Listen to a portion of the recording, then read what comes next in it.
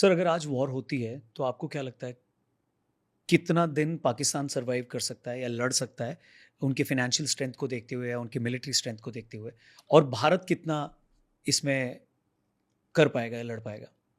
अगर, क्योंकि हालांकि हमारे हिसाब से वो नहीं होनी है, वो एक अलग बात है, लेकिन आपके सवाल को डायरेक्ट अगर आंसर करूं, हम्म, अगर वॉर होती है तो इसमें कोई शक नहीं है कि जो न्यूमेरिकल सुपीरियॉरिटी है, कि अगर इंडियन आर्मी 4 गुना बड़ी है तो ये जरूर बात है हम उनसे 4 गुना ज्यादा सर्वाइव करेंगे। ठीक है। सीधी बात है। अगर हमारी एयरफोर्स 6 गुना बड़ी है तो हम कम से कम 6 गुना ज्यादा उनसे सर्वाइव करेंगे इसको लेकर। अगर हमारी नेवी 8 गुना बड़ी है और अगर इस सब का टोटल निकाल कर आप परम्यूटेशन कॉम्बिनेशन देखें तो ऐसा समझा जाता है कि पाकिस्तान आर्मी शुरुआत के 10 दिन हमारे से टक्कर ले सकती है। और उनका जो कंसेप्ट है वो ये है कि 10 दिन के अंदर अंदर इंटरनेशनल प्रेशर ऐसा क्रिएट होगा कि आर्मी ऑफ इंडिया रुक जाएगी। इसलिए मैंने कहा कि ये अपने आप में सॉल्यूशन नहीं है। सॉल्यूशन है कि अगर हम पिछले 30 साल से खून बहा रहे हैं in terms of money and खून, दोनों के दोनों, we are bleeding financially also, otherwise also. अब उसकी बारी है, करवाइए डिप्लॉय। 20-22 टेररिस्ट मारे गए हैं पाकिस्तान में, वो जो 2 मोटरसाइकिलिस्ट घूम रहे हैं जी। वेल अज्ञात 30 होने दीजिए, 40 होने दीजिए, कहने दीजिए उनको रॉ कर रही है। कहने से क्या है, बड़ी अच्छी बात है, आप करिए। मैं कहता हूं अगर रॉ कर रही है तो कर रही है, आप पकड़ लीजिए। आपके हिसाब से तो आपने नॉन रॉ का बंदा ज्यादा पकड़कर उसे रॉ बना रखा है। ठीक है। सो ओवरऑल अगर आप देखें, इस बात का स्पेसिफिक आंसर यही हो सकता है कि पाकिस्तान आर्मी की जो स्ट्रेंथ है वो उनके अपने एनालिस्ट द्वारा भी कन्फेस करी जाती है कि वो टिक नहीं पाएगी। अब वो डिपेंड करता है, अगर मैंने गुजरात से लेके राजस्थान तक का कंप्लीट एरिया एक्टिवेट कर दिया तो जायज बात है कि वो और कम दिनों में होगी। लेकिन अगर मैंने सिर्फ एक ही एरिया को एक्टिवेट किया तो वो वहां ज्यादा दिन टिक पाएगी। ठीक है। सीधी सीधी बात है। सो ओवरऑल अगर आप एक टाइम फ्रेम लेकर बात करें तो मेरे ख्याल एक स्पेकुलेशन हम कर सकते हैं कि यस, पाकिस्तान आर्मी मेरे हिसाब से 10-20 दिन तक तो टिक सकती है, इसमें कोई डाउट नहीं है, क्योंकि उनकी स्ट्रैटेजी में भी यही है। बट यस, इसलिए क्योंकि वो टिक नहीं सकते, ऑटोमेटिकली उनका पॉलिटिशियन और सो कॉल्ड जो सेल्फ स्टाइल्ड स्ट्रैटेजिस्ट हैं, उन्होंने न्यूक्लियर ऑप्शन बीच में ले लिया। Right sir. कि न्यूक्लियर ऑप्शन की वजह से हम ये कर लेंगे, वो कर लेंगे। उनके तो लेटेस्ट बंदे ने क्या बोला है, पाकिस्तान पागल है और ये पागलपन में न्यूक्लियर बॉम्ब इस्तेमाल कर सकता है। मैं कहता हूं हमारे डिफेंस मिनिस्टर ने भी कहा है कि हमारे जो नो फर्स्ट स्ट्राइक वाली पॉलिसी है, ये हमारे ऊपर कोई फांसी का फंदा नहीं है जी।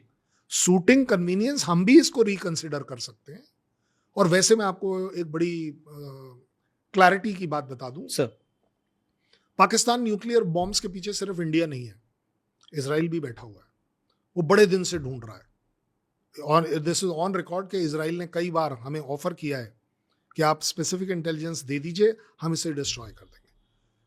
कोई भी न्यूक्लियर बॉम्ब, चाहे उनका हो चाहे मेरा हो, जिस दिन जमीन से निकलकर ऊपर आएगा वो डिटेक्ट जरूर होगा। क्यों? क्योंकि हमारी सैटेलाइट उसे ढूंढ रही होती है। वो जो न्यूक्लियर वाला पार्ट है जी। वो अपने आप में डिस्कवर, पाकिस्तान के लिए चाइना ढूंढ रही होगी।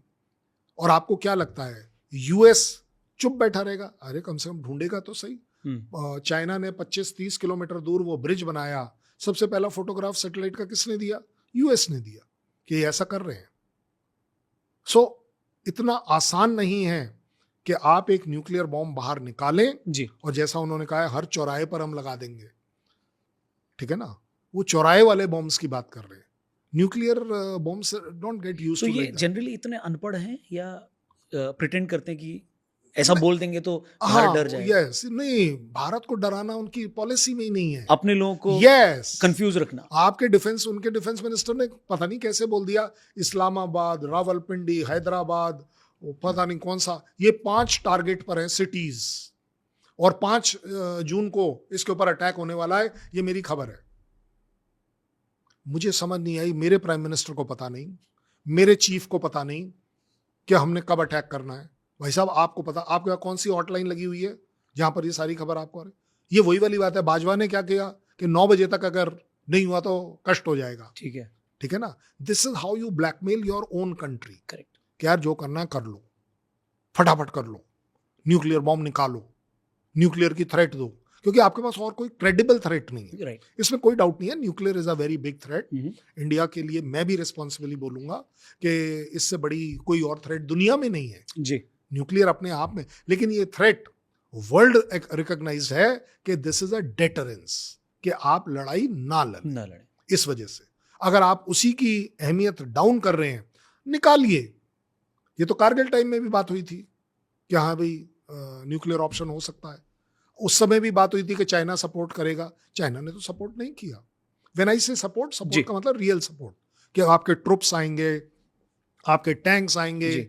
वगैरह, आपके जहाज आएंगे। ऐसा नहीं हुआ, क्योंकि टेररिज्म में अगर चाइना भी पार्टिसिपेट करेगा तो पूरी दुनिया में एक्सपोज होगा कि वो टेररिज्म के साथ खड़ा हो रहा है। Nuclear option is a very very harsh option, और उसके लिए आसानी से डिसीजन नहीं लिया जाता। जिस तरीके से ये पॉलिटिशियंस और कुछ एक एक्सपर्ट जो बोल रहे हैं, वो सिर्फ उनका व्यू हो सकता है, उनकी इग्नोरेंस हो सकता है। अदरवाइज अभी भी अगर एक मिनिस्टर बोल रहा है पहिया पहिया, तो आई डोंट नो वो कौन सा बॉम्ब है जिसकी वो बात कर रहा है।